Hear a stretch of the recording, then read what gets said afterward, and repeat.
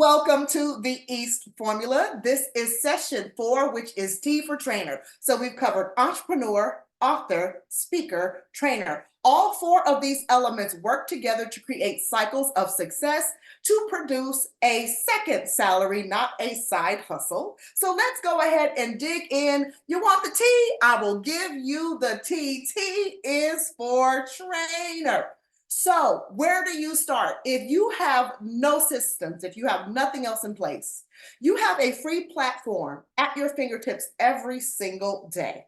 Okay. So, a way that I train and have trained is going live on social media. It's not easy because you get your ego involved and you think, I only have 5 people watching, or there's only 10 people watching. Throw that away right now. More people watch my replay than they do when I'm going live, but it's still necessary to do that. If you want more people to follow you when you go live, you're going to have to let them know that you go live before you go live. And we'll talk about how to generate leads and build your list in a little bit, okay? But go live. That is your practice. The more practice you get, the more professional you become, the more payments you can receive. You see how this works. So you have a training platform at no cost to you. It's called social media, whether that's Facebook, Instagram, or wherever it is that you can do live streaming. Go where the fish are is something that I always say. Where your audience gathers is where you should be. So that is free training. I have done that. I've got on and I have talked, and trust me, I generate speaking engagements doing that, and also opportunities for T, which is training. Okay. All right. So let's get into what you know that is obvious in training. This is courses and classes. I challenge you to not do the same thing. I offer courses and classes in, oh my gosh, multiple ways. So one, your courses and classes can be the various types of things, okay? It can be a day. People are pressed for time. If your subject matter is complex, sometimes you need several days to do that, but people are pressed for time. So you can do a 1-day training or a 1-afternoon training, or how you want to present that, okay? Or you can do a couple of days, several days. All right, we're going to spend 2 days together. We're going to spend 3 days together. You can do courses in terms of days. Try to make them evergreen. I'm careful about the words that I use when I'm going to use or repurpose videos so that I don't date them. So don't say dates if possible. If not, you're going to have to keep them updated and re-record them. So for instance, there was years I did author training, and if the video was evergreen, I did not have to re-record that. But if the video wasn't evergreen, which means that it had data in there that let people know that this video was in the past, I had to re-record that. So keep those things in mind as you are doing courses and classes if you want them to be timeless. That's another word for that, okay? They can be weeks. When I first started out doing TS Trainer, I had 7-week courses. What I noticed is about week 6, people tend to tap out. So I've adjusted depending on the complexity of the subject matter. I've made some courses 4 weeks. So for instance, I taught a website building class. I used to do 50 minutes. So when you talk about days, I can break training down into minutes, and I would get these trainings done in 50 minutes. If you've ever spent time with me in training, I can have a lot to say very quickly in a short period of time. I did this 50-minute website building class, and they said, Rekesha, this was great, but you have gone over our heads with a lot of this information. Could you break this down? Sure. So I took that same 50-minute material and I created a 4-week session that the same people attended and were able to build their website. So listen to feedback.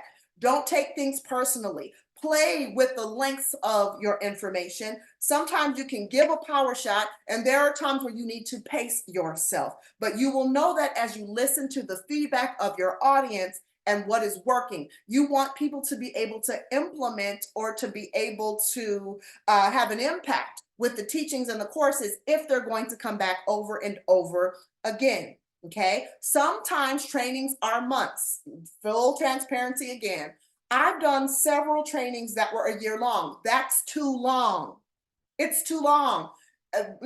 people start and they don't finish. So what I found is that I've cut down my more intensive cohorts into 24 weeks. 24, remember that number. I've cut them down where they require multiple steps. And because I am teaching them to actually act on the information and I'm holding them accountable and we are producing that information, that takes time, right? So I've cut that down where you only have to focus for this period of time, and then we'll use the rest of the time actually working on your projects.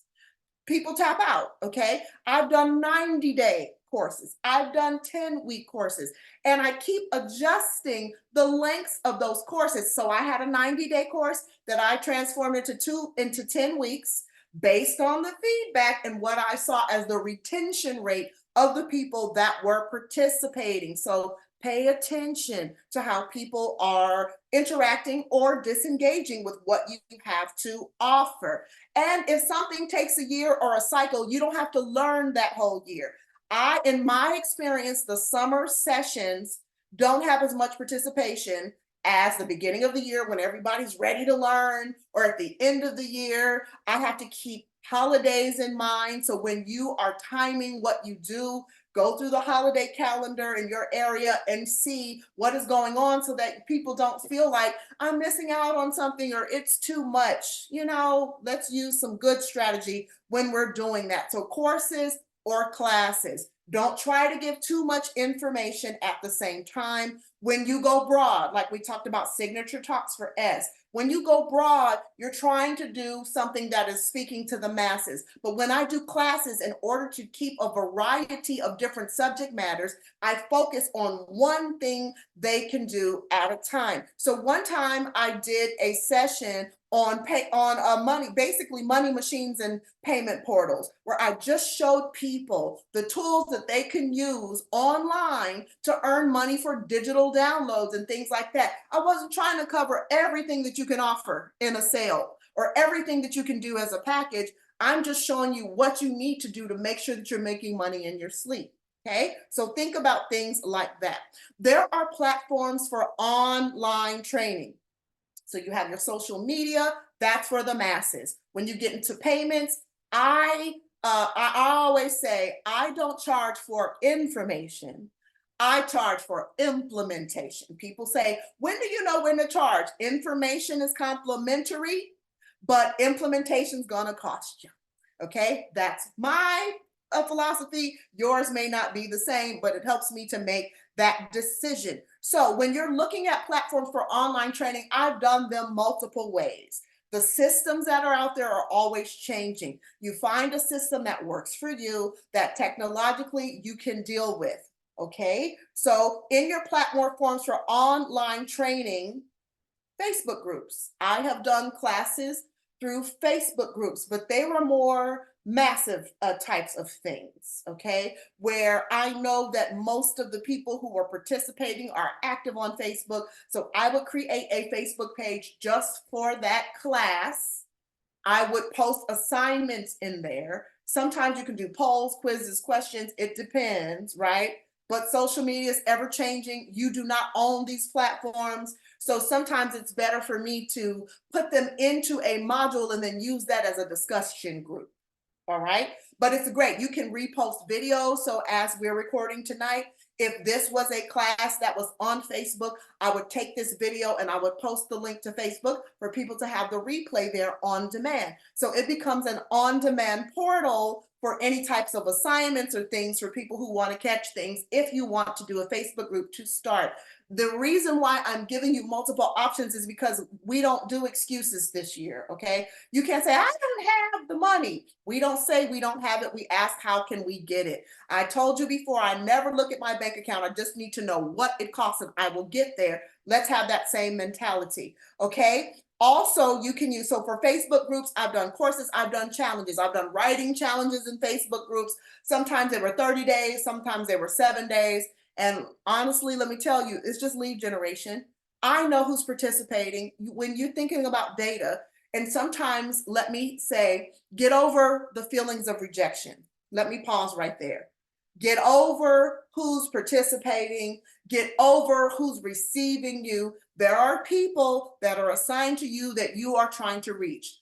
I have people who join my challenges just to see what I'm doing and to copy it. I'm aware of that. Okay. I am not naive.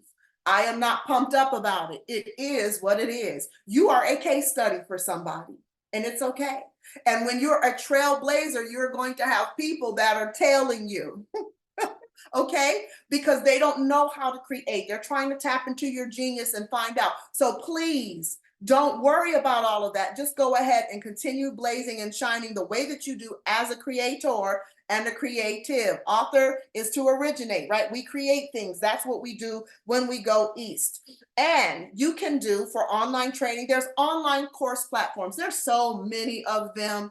Try to, if you can, if you're just starting, get a low cost portal to run your courses. I have one.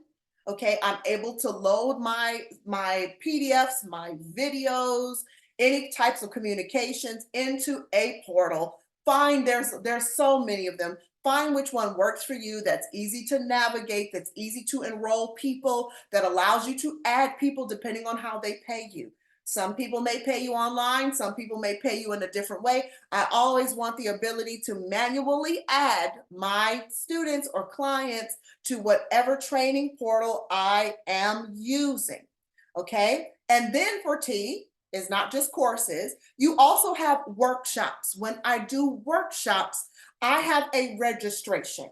Sometimes that registration is paid. Remember, I charge for implementation. For information, I do complimentary registration. A wealthy man taught me that nothing is free, it costs. So if you are the sponsor, I will say, I am doing a complimentary training because it does cost, it's not free. You know, there are people who say there's no such thing as a free lunch.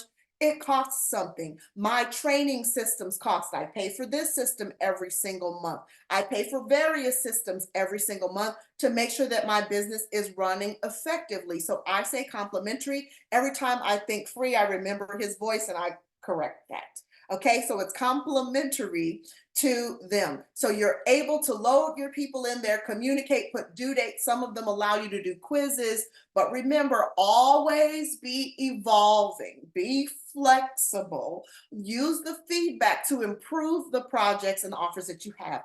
Everything is not going to work the same. I am encouraging you to be tenacious. I'm encouraging you to do what works. If something is not working, okay, take it off the menu, but don't close the restaurant. Okay? Just adjust, ask for feedback, have test groups. Sometimes you have people test your material. Can you read through my material? See if this makes sense. Some of us in our heads make more sense than we do on paper. It doesn't mean that you're disqualified from being an expert, but it means that you may be able to retool the way that you're communicating so it's very understood. Can I share a personal moment? Of course you can, Rekesha. People used to misunderstand me.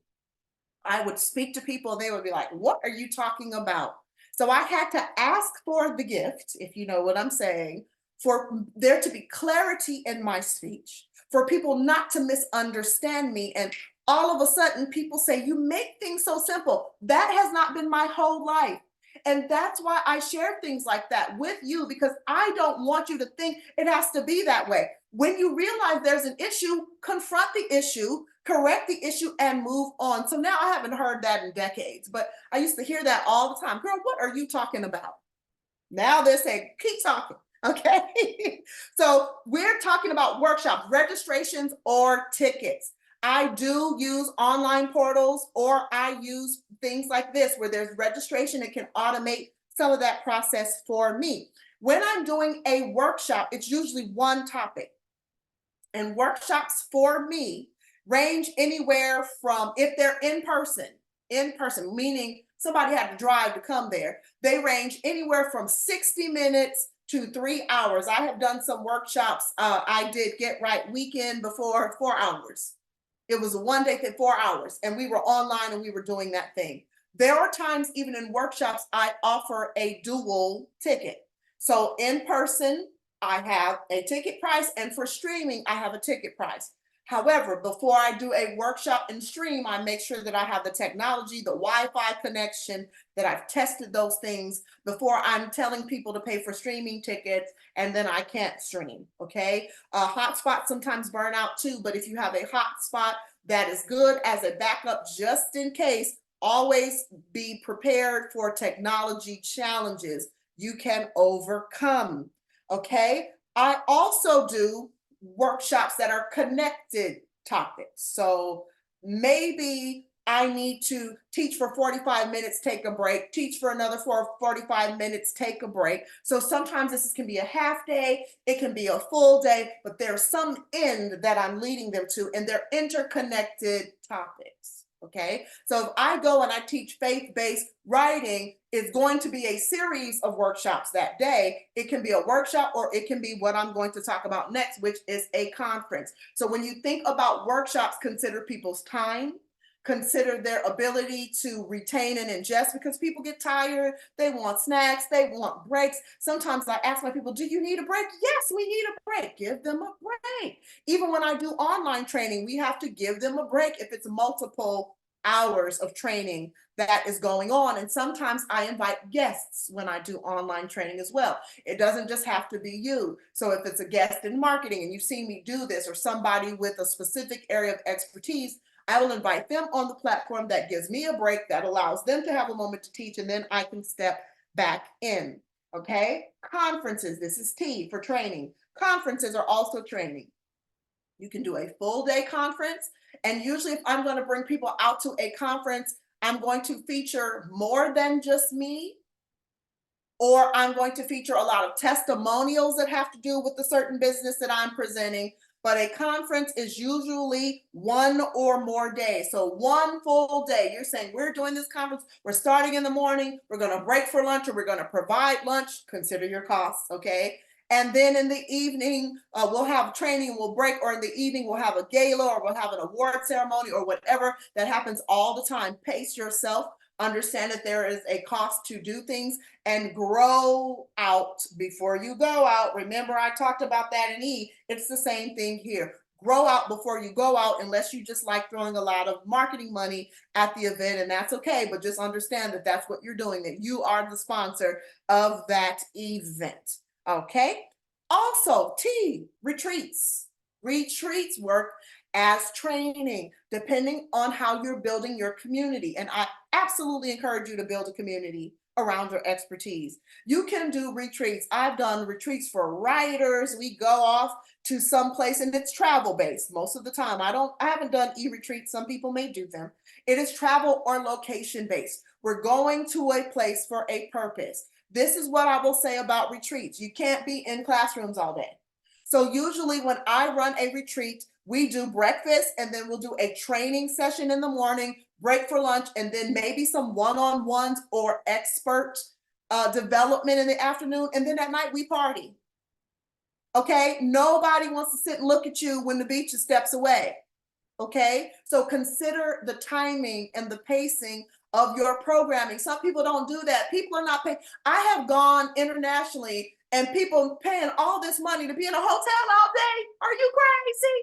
Okay, no, give them time. Have focused activities. You can do excursions. We've done that too. So even though we provided lunch during the retreat, we had training in the morning, we had development in the afternoon, we would go get on a boat and do a dinner cruise or something, some type of excursion that still allowed us to bond, and then, take lots of pictures, get lots of content. And when people see that you're doing things like that, it attracts other people to what you're offering and programs that you are doing. Okay, so think about people that don't want to be sitting somewhere trapped all day. Handle the business and move on.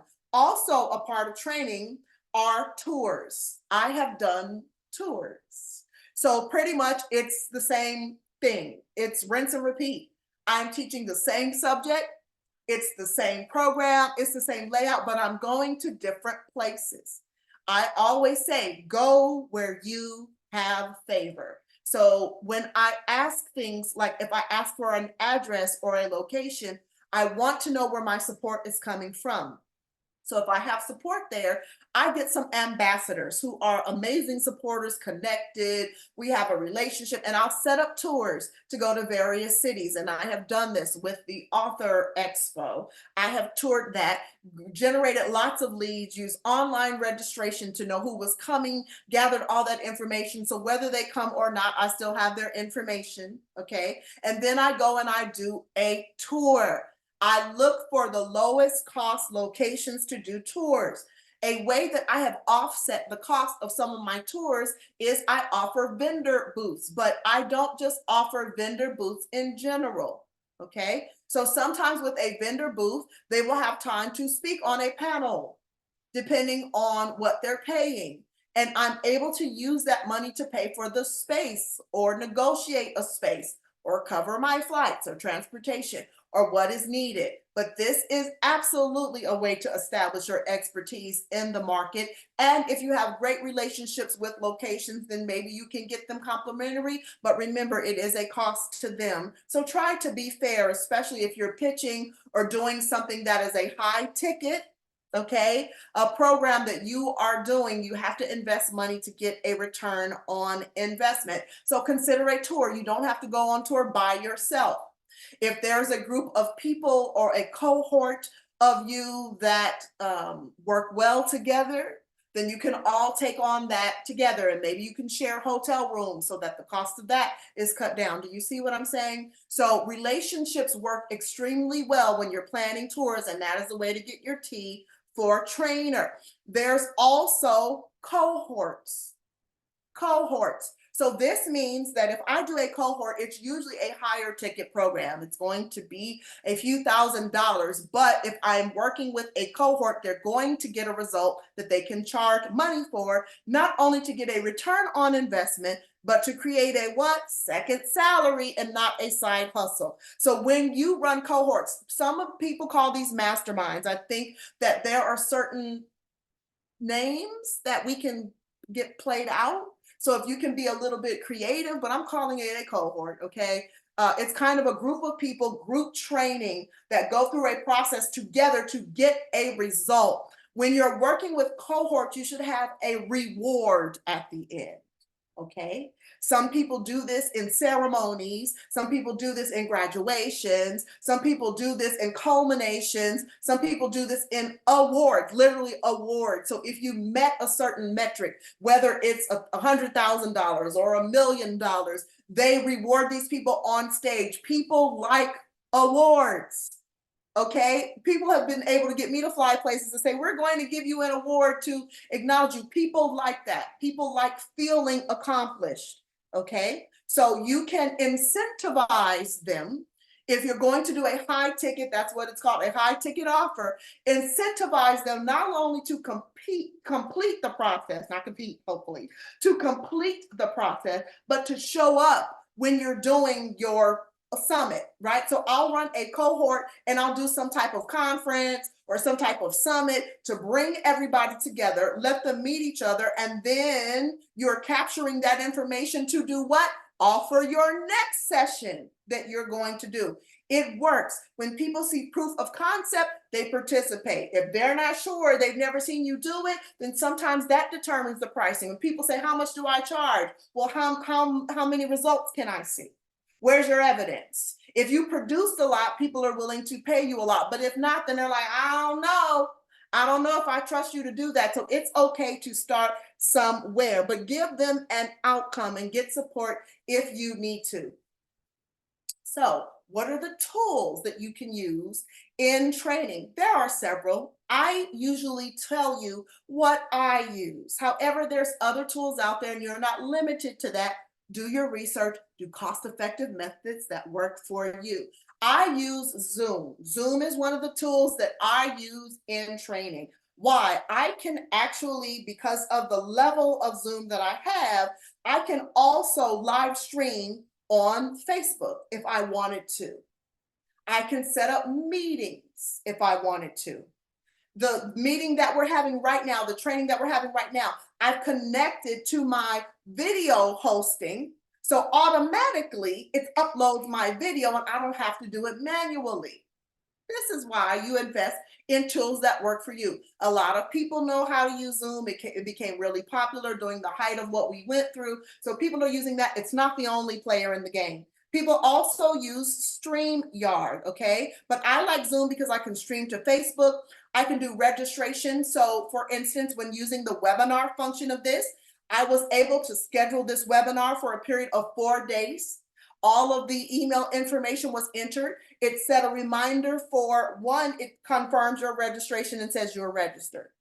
Number two, the day before the webinar, it tells you a reminder, and an hour before it sends a reminder. You can program it to send reminders and emails. After I do that session, I am able to download a form called a CSV. Don't worry about what it stands for. It looks similar to Excel file, but it's just a different type of file format. A CSV. Why is it important when you're using these registration portals to get a CSV? Because you can take that file, .csv, and upload it to your email service provider, and then you can communicate with people, send them links to schedule appointments with you if you have a calendar system, and depending on what you use, you can automate that and it'll send them the link automatically, and you have to say, when are you available? When are you available? That doesn't work for me. I'm already booked. Do you see what I'm saying? So investing in the right tools absolutely helps. I can also get on Zoom whenever and just record a video and upload them as a course. I don't have to have anybody watching. I don't have to have anybody's input. I just hop on Zoom, make it do what it do, and then I have a video ready to upload to any platform, my website, whatever it is that I need. That's why I use this tool.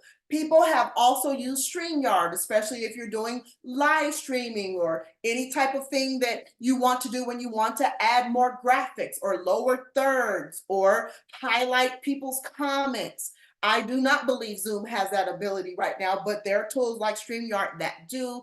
I do not believe that it is free if you want to use it to its maximum capacity, but invest if you expect a return on investment. So it's great for training, especially the side by side. If you have guests, you can invite guests.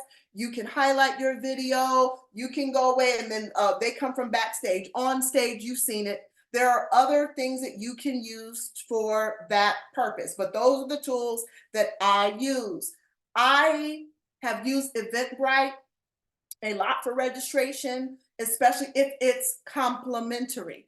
If it is a complimentary thing that I'm doing, I'm just capturing information, that's lead generation, okay? Then it's no cost to me.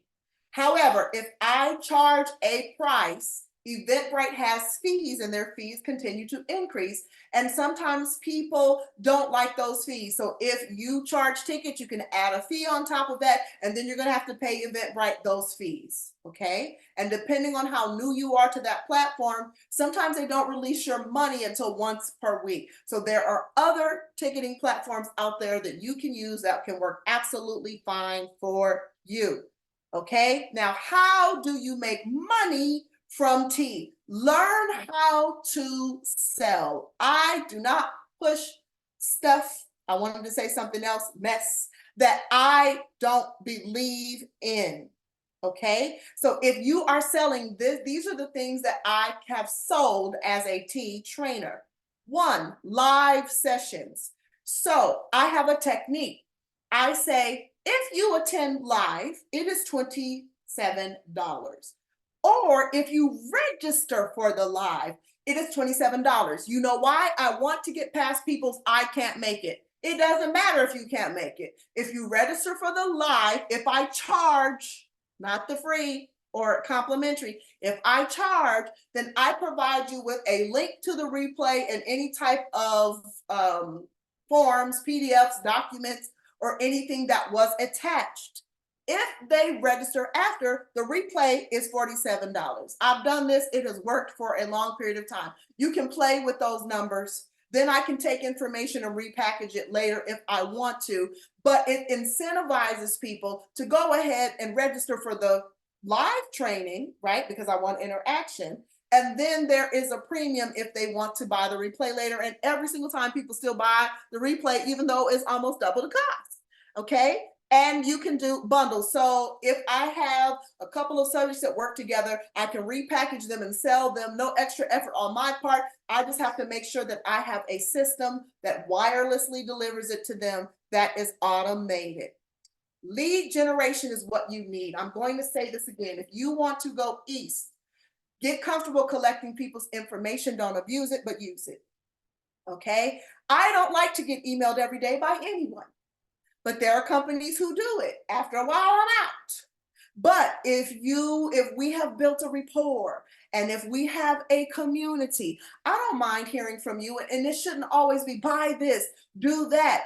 You can empower people too. Okay. But really, really build a community around what you do. So when you're generating leads as a trainer, so if I'm doing a training program, even if they paid to get in, I do something called an upsell. All right.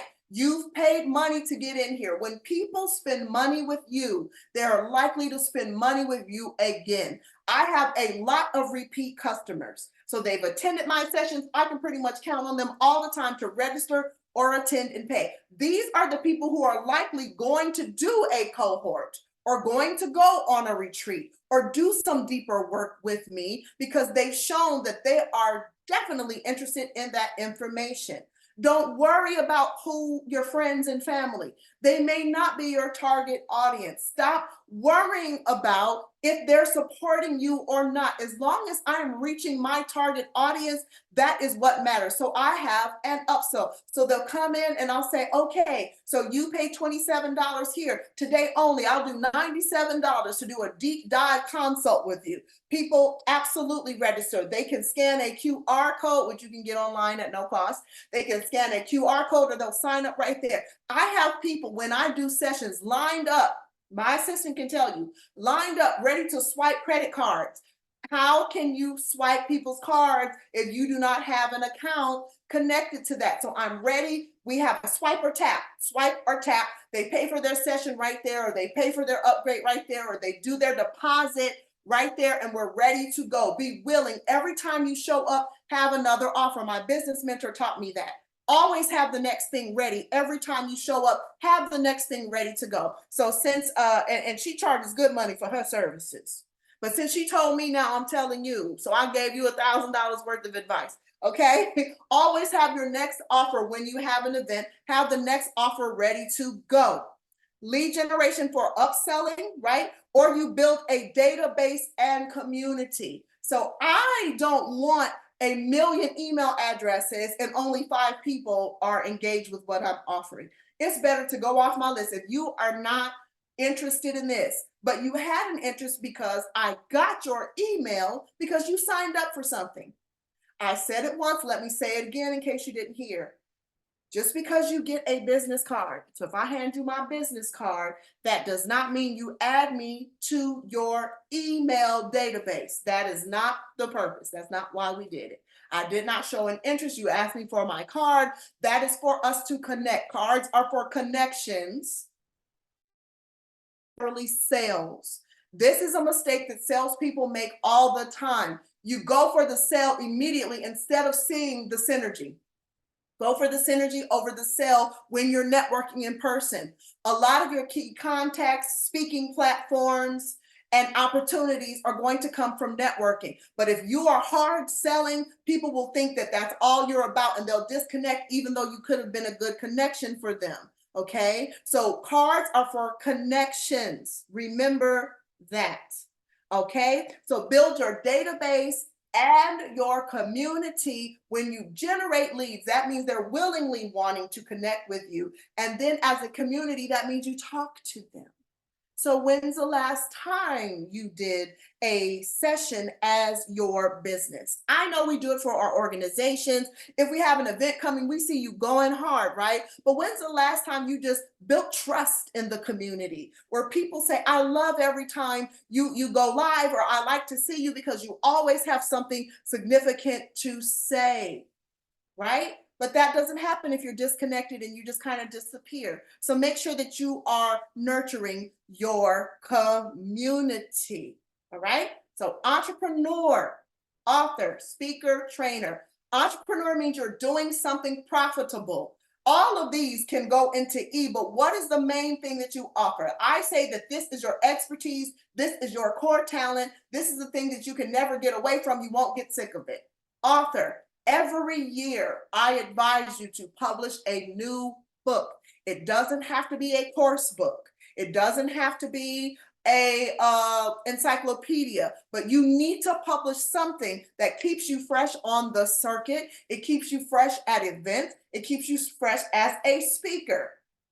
Every time I publish something new, I have something new to talk about. So that keeps me live and active on the circuit. And then T, you do not have to do all of this, but you should be training people if you're an expert. If you have a success system, if you're publishing books, that means that you have something, a message to communicate. If you are speaking, you're connecting with people and training. You want them to come from the platform and put them in position, okay? From the platform and get them in position as a trainer. Work the East formula and it will work for you. Entrepreneur, author, speaker, trainer, invest in your own success. Go East with me at theeastformula.com or go24east.com.